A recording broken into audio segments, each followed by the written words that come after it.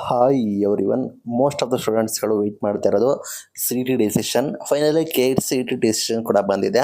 ಇದರ ನಂತರ ವಿದ್ಯಾರ್ಥಿಗಳು ಫಲಿತಾಂಶದ ಬಗ್ಗೆ ಯೋಚನೆ ಮಾಡ್ತಿದ್ದಾರೆ. ಫಲಿತಾಂಶದ ಬಗ್ಗೆ ಮಾಹಿತಿ ರೀಸೆಂಟಾಗಿ ಅಪ್ಡೇಟ್ನ ಕೊಟ್ಟಿದ್ದಾರೆ. ಈ ಹಿಂದೆ ನಿಮಗೆ ಜೂನ್ ಫಸ್ಟ್ ವೀಕ್ ನಿಮಗೆ ಫಲಿತಾಂಶ ಕೂಡ ಪ್ರಕಟ ಮಾಡ್ತೀವಿ ಅಂತ ಈ ಹಿಂದೆ ಆದೇಶ ಮಾಡಿದರು. ಈಗ ನಿನ್ನೆ ಕೊಟ್ಟು ಬಂದಿರೋ ಮಾಹಿತಿ ಪ್ರಕಾರ ಮೇ ಲಾಸ್ಟ್ ವೀಕಲ್ಲಿ ನಿಮಗೆ ಫಲಿತಾಂಶ ಕೂಡ ಪ್ರಕಟ ಮಾಡ್ತೀವಿ ಅಂತ ಮಾಹಿತಿ ಹೊಂದಿದೆ. ಬಟ್ ಅಫಿಷಿಯಲಿ ಕನ್ಫರ್ಮೇಷನ್ ಆಗಿಲ್ಲ. ನಿಮಗೆ ದ್ವಿತೀಯ ಪಿ ಯು ಸಿ 2 ಪರೀಕ್ಷೆಗಳು ಕಂಪ್ಲೀಟ್ ಆಗಿ ಫಲಿತಾಂಶ ಕೂಡ ಬಂದು 2ನೇ ಪರೀಕ್ಷೆ ನಡೀತಾ ಇದೆ. ಫಲಿತಾಂಶ ಕೂಡ ಬಂದು ನಂತರ ನಿಮ್ಮದು ರ್ಯಾಂಕಿಂಗ್ ಅಲೋಕೇಟ್ ಆದ ನಂತರ ನಿಮಗೆ ಫಲಿತಾಂಶ ಕೂಡ ಬರುತ್ತೆ. 3ನೇ ಪರೀಕ್ಷೆ ಬರೆಯೋರು ನಿಮಗೆ ಫೈನಲ್ ರೌಂಡ್ ಕೌನ್ಸಿಲಿಂಗ್ಗೆ CET ವಿದ್ಯಾರ್ಥಿಗಳು ಹೋಗ್ಬೋದು.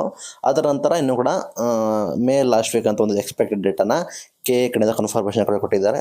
ವಿದ್ಯಾರ್ಥಿಗಳು ಇದನ್ನು ಹೇಗೆ ಅಕ್ಸೆಪ್ಟ್ ಮಾಡ್ತಾರೆ, ವಿತೌಟ್ ಗ್ರೇಸ್ ಮಾರ್ಕ್ಸ್ ಇಲ್ದಲೆ ಉಳಿದುದನ್ನು ಕನ್ಸಿಡರ್ ಮಾಡ್ತೀವಿ ಅಂತ ಹೇಳಿದ್ದಾರೆ.